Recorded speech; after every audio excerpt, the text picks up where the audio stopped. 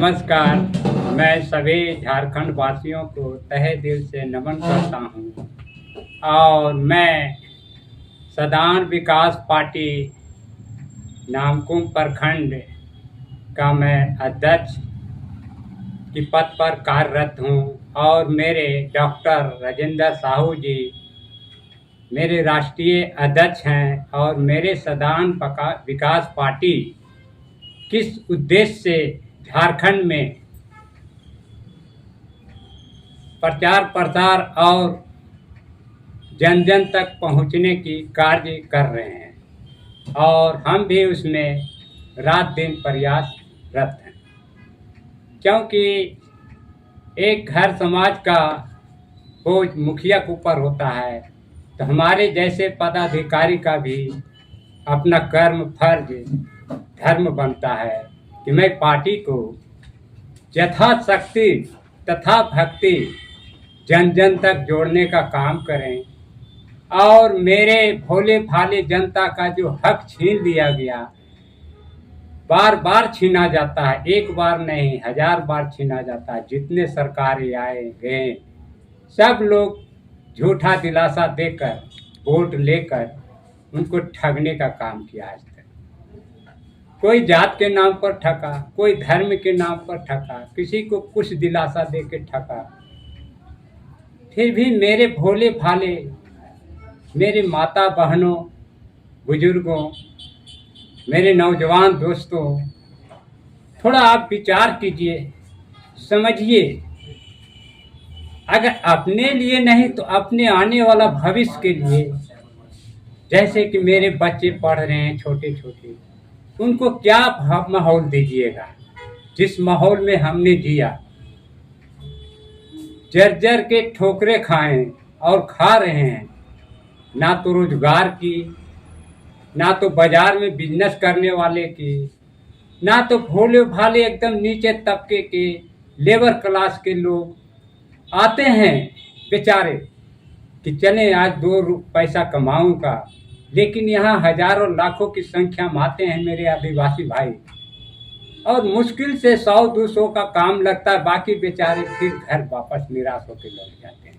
क्या कारण है? सरकार किसी तरह का व्यवस्था नहीं कर रही है, सिर्फ लूट घसोट में लगे हुई है।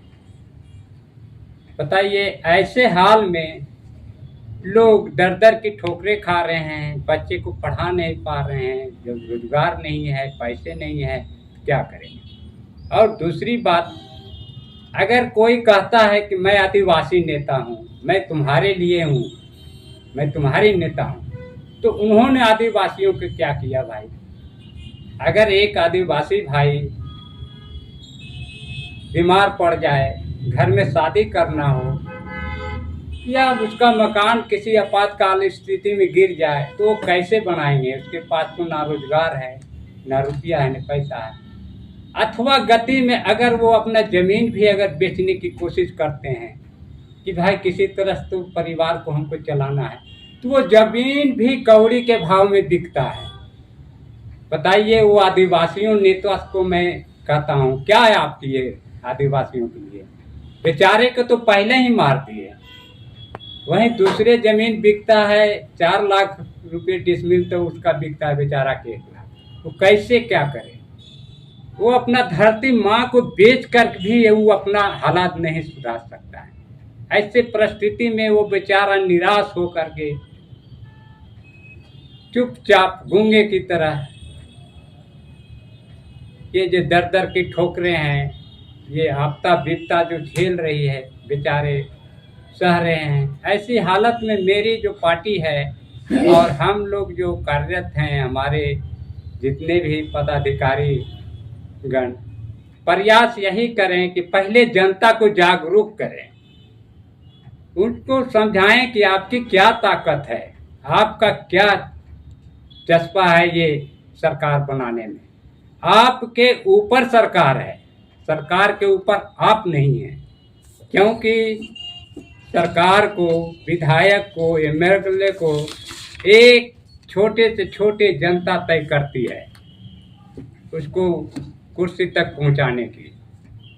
और वही आदमी जो दास है वो मालिक बन करके राजा को ही, जो जनता राजा यहाँ का जनता राज है, उसको दूहने की काम करता है।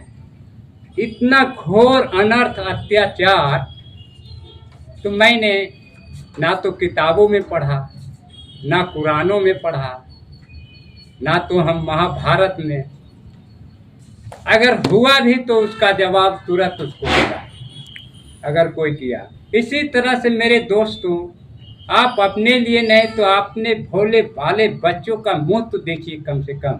उसके लिए आप वोट अच्छे जगह अच्छे उम्मीदवार को दीजिए, जो कि आपका हर समय आपके साथ हो, आपके घर का बेटा हो, कोई नेता नहीं हो, उसको आप वोट दीजिए और आपके हर समय दुख की घड़ी में, सुख के घड़ी में, आपातकाल स्थिति में आपका सहयोग करे। वैसे कर्मठ उम्मीदवार को मेरे दोस्तों हाथ जोड़कर विनती करता हूँ, उन्हें आप सपोर्ट करें और मेरे सदान विकास पार्टी को वोट देकर मेरे झारखंड में राज लाने का काम करें। और मैं हर घर तक के खुशी, शांति, शिक्षा, रोजगार, स्वास्थ्य पहुंचाने का काम करता हूं। ये मेरा अपना पर्सनल वादा है। और मेरे तो पार्टी के लोग हैं, वो तो प्रयासरत हैं ही, लेकिन मैं एक पैर पर खड़ा होकर के ये पहुंचाने का जुनून मेरे सर में सवार है। लेकिन आप एक बार मौका दीजिए हमें सेवा करने का, बस यही आपसे विनती करता हूँ।